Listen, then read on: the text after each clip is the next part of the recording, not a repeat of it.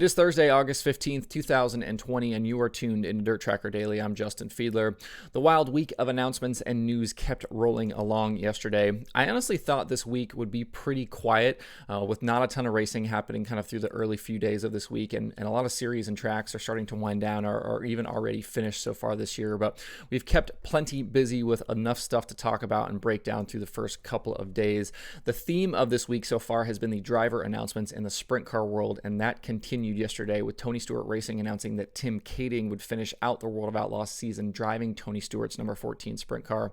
Kading, who's the owner of 21 Outlaw wins in his career, has made 21 World of Outlaws starts in 2020 with different car owners.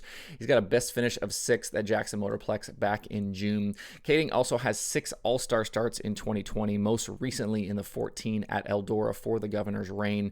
He finished 13th on night 1 and 12th on night 2 with a stacked field in attendance. Kading will be in the 14 this weekend at Lakeside and Lake Ozark, and then at Kokomo on October 24th, and then he'll finish the season with the Outlaws at World Finals in November. I mentioned it very briefly at the end of yesterday's show, but the Lucas Oil Late Model Dirt Series released their 2021 schedule yesterday. The slate will include 62 feature events at 32 racetracks in 21 states. The series also announced that all 62 race nights will be available to watch live, which is something we did not have this year. More details on how and where to watch will be announced at a later date. The season will kick off January 21st at Golden Isle Speedway in Georgia before heading to East Bay, Bubba Raceway Park, and Alltech Raceway through the early part of February.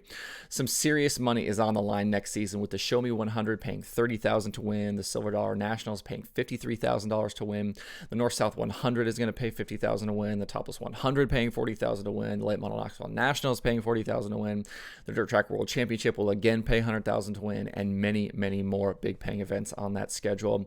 I've watched a ton of Lucas racing this year, including many of those live shows, and I'm pumped about this schedule. The racing is always good. There's a strong cast of characters with the series, and next year should be a really great season.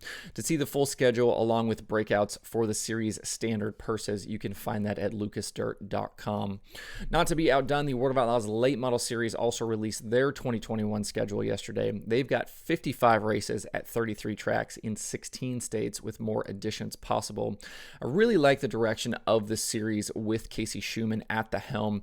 One of the big upgrades for next season is the better standard purse, which features $10,000 to the winner, $2,000 for 10th, and $1,000 to start.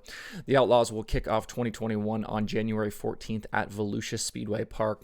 This season will actually include 2 opening weekends at Volusia, January 14th through the 16th, and then they'll come back a couple weeks later, February 10th through the 13th for DIRTRACKR Nationals. The series has also added more big paying special events, with 10 races on the schedule now paying $20,000 to win or more. The traditional crown jewels are there, including the Illini 100, Firecracker 100, Prairie Dirt Classic, and USA Nationals. There are also other new special events along with several new tracks. If you'd like to see the full rundown on events with the to-win amounts for all of those races, you can find that at worldofoutlaws.com. And in other scheduled news yesterday, Knoxville Raceway also announced their 2021 schedule, which will open April 17th with weekly 410, 360, and Pro Sprint cars. In all, 29 race nights are scheduled for next year at the sprint car capital of the world. The 60th Knoxville Nationals will take place August 11th through the 14th, with the traditional 360 Nationals, Capitani Classic, Late Model Knoxville Nationals, Corn Belt Nationals, and the early Summer World of Outlaws weekend all included on that schedule. If you'd like to see the full rundown, visit knoxvilleraceway.com. We've been getting teased all week with different names of drivers that will be in attendance this weekend at the USAC Silver Crown race at Springfield, and yesterday we finally got to see the full entry list. The season finale for the series will feature a 32-car field, and it's a stacked list of drivers. Names like Kyle Larson, David Gravel, Kevin Thomas Jr., Chris Windham, Justin Grant, Brady Bacon, Cody Swanson, Shane Cottle, and many, many more will be on hand to tackle the 1 mile oval. Justin Grant enters the event as the series points leader by 22 over Cody Swanson, but the entire top 10 are only separated by 63 points. It's the first time in series history that the entire top 10 has been within 100 points entering the season finale. The grandstand on Sunday is limited to 20% capacity, and face coverings and temperature checks will be mandatory. If you'd like to order tickets, you can check out trackenterprises.com. If you can't be in attendance, Flow Racing will have you covered on Sunday with live streaming coverage. A quick note about the driver movements from earlier in the week, with Shane Stewart filling in for David Gravel in the 41 Jason Johnson racing machine, and Parker Price Miller moving over to the Indy Race Parts 71P. There will be no 141 car running this weekend. I know there was some confusion about PPM situation and just wanted to kind of clarify what's going on there. Shane is in the 41 this weekend with Gravel's other commitments, and then Gravel will be back at Kokomo in a couple of weeks. PPM will then run with Bernie for the rest of the season.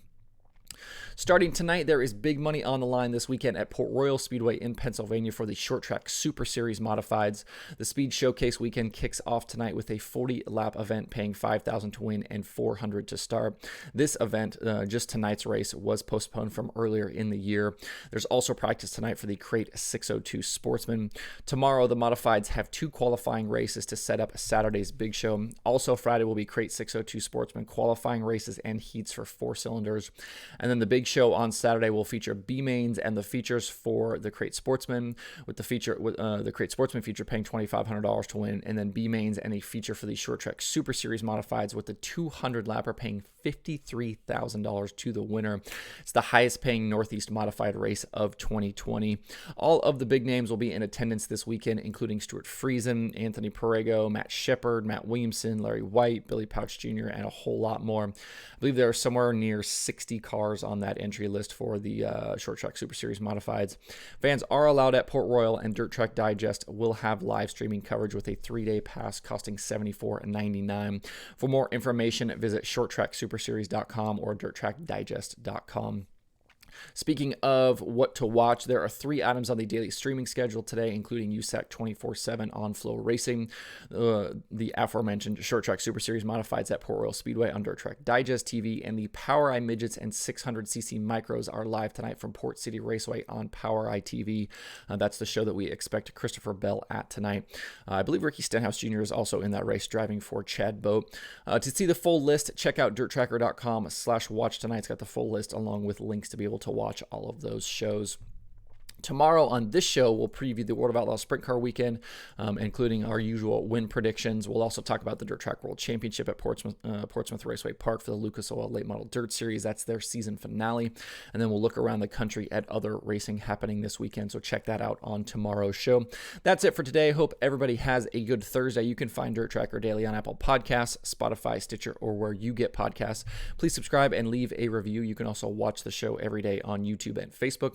You can email the show at info@dirttracker.com, and you can follow along at facebook.com/dirttracker, twitter.com/dirttracker, and the website itself, dirttracker.com. You can follow me personally on Twitter at Justin_Fiedler, and don't forget to sign up for the Dirt Tracker weekly newsletter. Thanks everybody for tuning in. We'll see you tomorrow for more Dirt Tracker Daily.